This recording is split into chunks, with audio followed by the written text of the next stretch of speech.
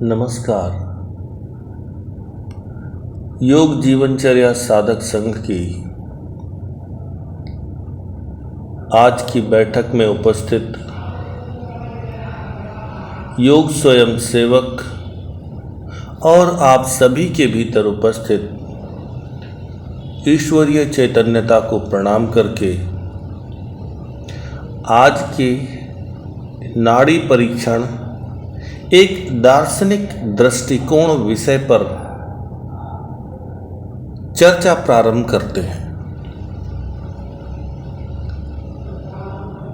वैद्य जी कहते हैं, पाणित पात कंठ नासा छिकर्णे जीवांत मृडगा वाम दक्षिण तो लक्ष्या षोडश प्राणबोध का। वैद्य जी कहते हैं कि हाथ, पैर, कंठ, नासिका, नेत्र, कान, जीवा, अंत्यभाग और मेढ योनि या लिंग जिसे स्थान पर होते हैं, इनके वाम भाग और दक्षिण भाग में नाड़ी देखिए 16 प्रकार की नाड़ियां यहां उपस्थित होती है, ऐसा जानना चाहिए। आगे कहते हैं, आगंतुकम ज्वरम तृष्णा मायासम मैथुनम क्रमम भयम शोकम च कोपश्च कंठ नाड़ी विनिर्दिशेत। आगंतुक ज्वर, तृषा, परिश्रम, मैथुन, ग्लानि, भय, शोक और कोप, इतने रोगों की नाड़ी कंठ स्थान पर देखी जा सकती है। आगे कहते हैं नासा नाड़ी के विषय में, मरणम जीवनम कामम कंठ रोगम शिरोरुजाम श्रवणानिलजान रोगानासा नाड़ी प्रकाशित। मरण, जीवन, काम बाधा, कंठ रोग, मस्तक के रोग, कान के रोग और वायु के रोगों की जानकारी यदि प्राप्त करना है तो नासिका नाड़ी के द्वारा हो सकती है। आगे कहते हैं, हस्तयोश्च प्रकोष्ठान्ते मणिबंधे अंगुलीद्वयम पादयोर नाड़िका स्थानम गुल्प स्यादो अंगुलीद्वयम कंठमूले अंगुलीद्वंदम नासायाम अंगुलीद्वयम एवं प्य अंगुलीद्वंद अग्रत कर्ण रंध्रे। वैद्य जी कहते हैं कि अब अन्य नाड़ियां शरीर के किस किस स्थान में हैं और वो कितनी बड़ी होती है, इसके बारे में थोड़ा सा चिंतन करें। दोनों हाथ के प्रकोष्ठ में जहां मणिबंध है उस स्थान पर देखना। पैरों के टखनों के नीचे 2 अंगुल नाड़ी का स्थान है। कंठ की नाड़ी, उंगलियों की नाड़ी, कर्ण छिद्र की नाड़ी, इन सब नाड़ियों को वैद्य ने देखने की कला सीखनी चाहिए। आगे कहते हैं, निष्तु शैव एकस तत् प्रमाणा अंगुल सयात तदुभयमित सन्नेव नाड़ी प्रचार न भवति यदि तस्मिन् गेहिनी गेह मध्ये कथमिह ग्रह मेघी तत्र जीवस्तदा सयात।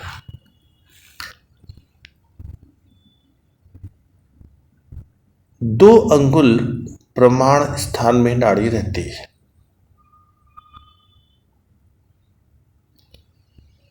और इन 2 उंगल के प्रमाण स्थान पर फिर वो स्त्री हो या पुरुष हो, दोनों की नाड़ी देखी जा सकती। आगे कहते हैं वातम पित्तम कफम द्वंद्वम सन्निपातम तथैव च साध्यासाध्य विवेकस्य सर्वनाड़ी प्रकाशित। वैद्य जी कहते हैं वात पित्त कफ द्वंद्व दोष और सन्निपात एवं साध्यासाध्य इनकी संपूर्ण विवेचना नाड़ी के लक्षण को बताती है, नाड़ी की स्थिति परिस्थिति को बताती है। इस प्रकार वैद्य को जानने का प्रयास करना चाहिए। नाड़ी ज्ञान समयम। अब वैद्य जी नाड़ी के देखने के समय के विषय बताते हैं। प्रातः कृत समाचार कृताचार परिग्रहम सुखासीनम सुखासीन परीक्षार्थ मपाचरित। नाड़ी देखने के विषय में कहते हैं कि चिकित्सक या वैद्य प्रातः काल में प्रातः कृत्य समाप्ति के बाद नाड़ी परीक्षार्थ रोगी के समय उपस्थित होकर के उस सुखपूर्वक बैठकर स्वयं आप सुखपूर्वक बैठे यथा विधान नाड़ी का परीक्षण करें और मध्याह्न सायंकाल में भी नाड़ी परीक्षण करना संभव है। यदि रोगी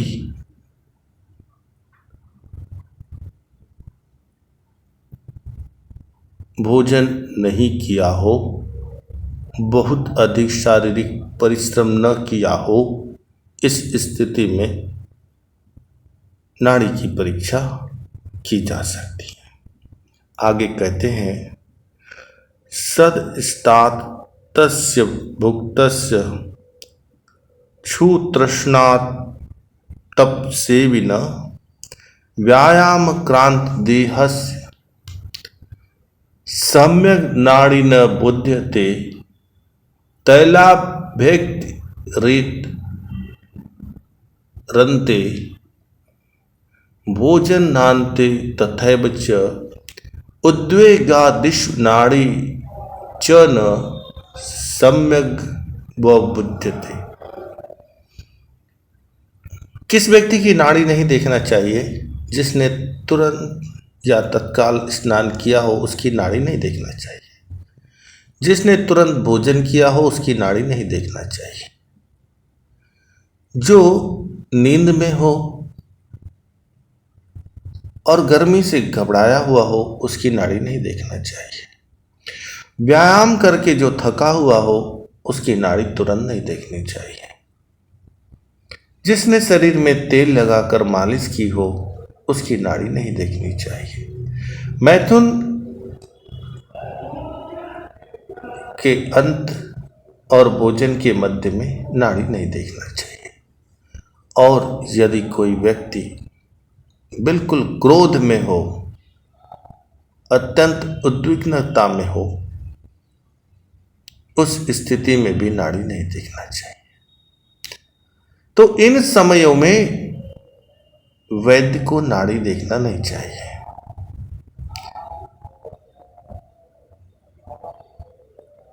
यह नियम है। अब नाड़ी देखने योग्य वैद्य के विषय में कहते हैं स्थिर चित्त प्रसन्न आत्मा मनसा च विशारद स्प्रसिद्ध अंगुली नाड़ी चानिया दक्षिण करें। अब नाड़ी देखने के समय के विषय में वैद्य कहते हैं कैसे रहना चाहिए, आचरण क्या है। स्थिर चित्त और प्रसन्न आत्मा और चतुर मन की स्थिति में, जागरूक मन की स्थिति में 3 उंगलियों से दाहिने हाथ की नाड़ी का स्पर्श करके नाड़ी की गति की परीक्षा करना चाहिए। और यदि स्त्री की नाड़ी देखना हो तो बाएं हाथ की मणिबंध को स्पर्श करके नाड़ी की गति की परीक्षा करनी चाहिए। आगे कहते हैं, पीत मदस्य चंचल आत्मा मल मूत्रादि वेग युक्त नाड़ी ज्ञाने असमर्थ सा लोभाक्रांतश्च कामुका। कहते हैं कि जिसने मद्यपान किया हो या जिसको मद्यपान करने की आदत हो, जिसका चित्त चंचल हो, जिसे मलमूत्र में बाधा लग रही हो, जो मोह और लोभ में ग्रस्त हो, जो कामात्मक हो, ऐसे वैद्य को कभी नाड़ी नहीं दिखाना चाहिए। क्योंकि ऐसे वैद्य जो मद्यपान के आदी हो, जो चंचल चित्त वाले हो, जो लोभ और मोह से ग्रस्त हो, जो काम वासना से युक्त हो, जो भूख और प्यास से ग्रस्त हो, ऐसे व्यक्ति को नाड़ी कभी नहीं दिखाना चाहिए। आगे कहते हैं, नाड़ी देखने योग्य रोगी कौन सा है? आगे कहते हैं, त्यक्त मूत्र पुरुषस्य सुखासीनस्य रोगिण अंतर्जानु करस्यापि नाड़ी सम्यक प्रबोध्यते। अब नाड़ी देखने के लिए किस प्रकार का रोगी होना चाहिए? ऐसा रोगी जो मलमूत्र का परित्याग कर चुका हो। तो सबसे पहली शर्त है नाड़ी देखने के लिए कि आपने मलमूत्र का त्याग कर दिया हो, सुखपूर्वक सावधानी के साथ स्थिर चित्त और श्रद्धा विश्वास के साथ वैद्य की शरण में आया हुआ। और सबसे महत्वपूर्ण बात कि ऐसा रोगी जिसे स्वयं पर विश्वास हो, जो स्वयं को स्वस्थ रखने की जिज्ञासा रखता हो, जो स्वस्थ होने के लिए परहेज का पालन करने के लिए संकल्पित हो, ऐसे मनुष्य की, ऐसे रोगी की नाड़ी देखना चाहिए। अब वैद्य जी कहते हैं किसकी नाड़ी नहीं देखना चाहिए, उसके विषय में कहते हैं, धूर्त मार्गस्थ विश्वास रहिता ज्ञात गोत्रिणाम बिना भिंशनम वैद्यो नाड़ी दृष्टा च किल्विषी। अब कहते हैं जो धूर्त है उसकी नाड़ी नहीं देखना चाहिए, जो बात बात पर अपनी बात को बदलते रहे, ऐसे व्यक्ति की नाड़ी नहीं देखनी चाहिए। जिसको स्वयं पर विश्वास न हो, जो स्वयं के कर्मों को न जानना चाहता हो, उसकी नाड़ी नहीं देखना चाहिए। जो मानवता के नियम को नहीं मानता हो, प्रकृति के नियम को नहीं मानता हो, कर्मों के सिद्धांत को नहीं मानता हो, ऐसे व्यक्ति की नाड़ी बिल्कुल नहीं देखनी चाहिए। जो व्यक्ति छल कपट, धोखाधड़ी, तर्क वितर्क, चालबाजी से अपनी बात मनवाने में दक्ष हो, ऐसे व्यक्ति की भी नाड़ी नहीं देखना चाहिए। परीक्षा प्रकार।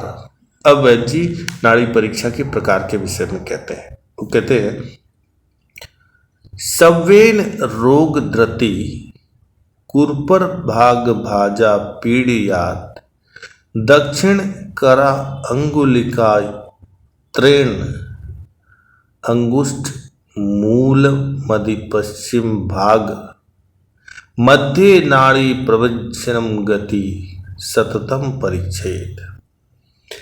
अब वैद्य जी कहते हैं कि नाड़ी देखने के लिए सबसे पहले क्या करना होता है। दाहिने हाथ की 3 उंगली तर्जनी, मध्यमा और अनामिका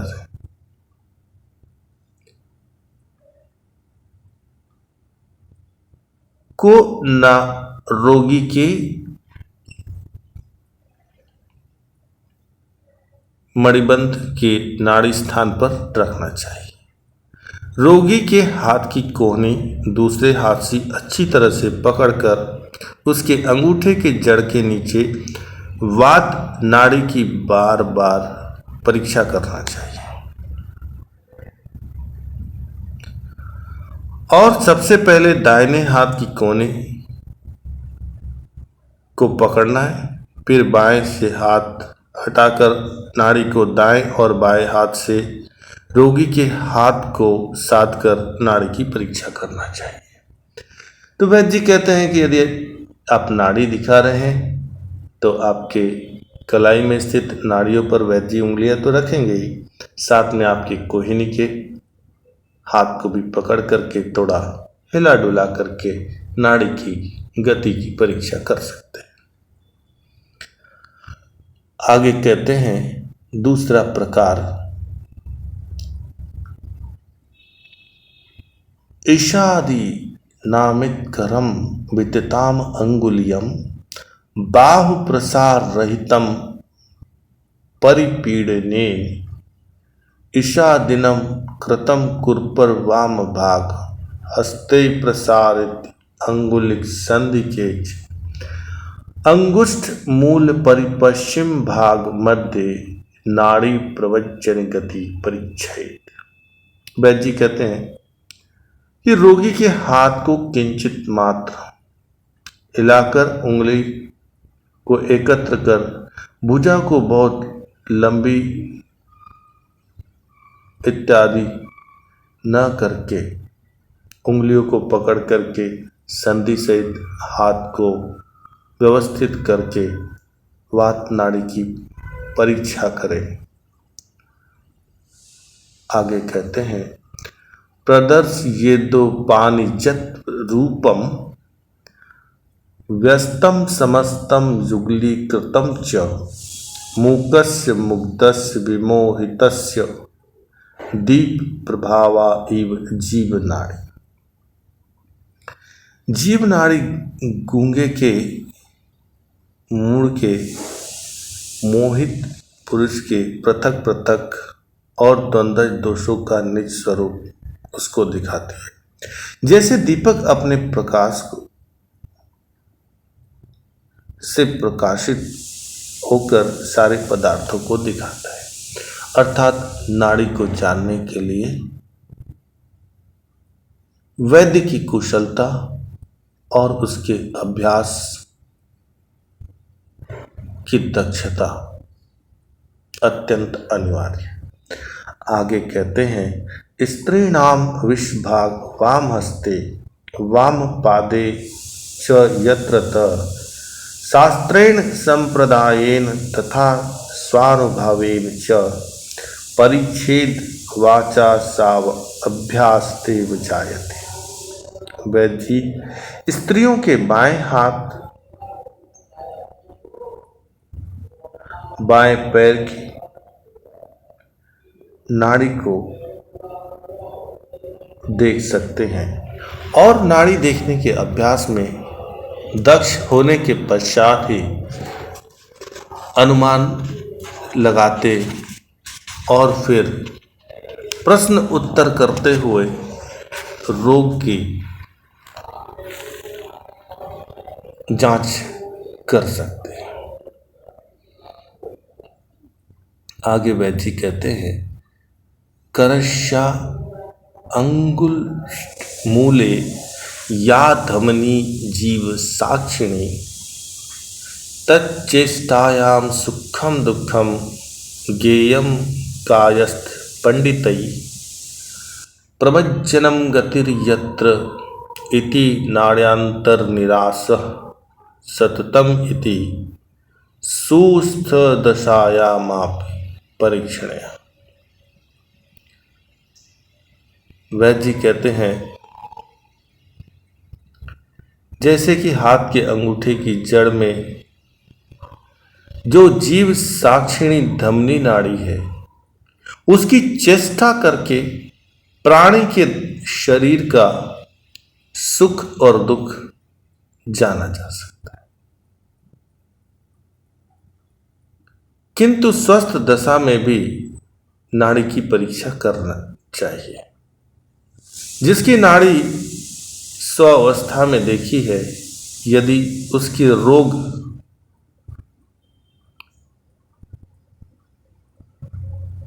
प्रभावित होते हैं या रोगमय होते हैं,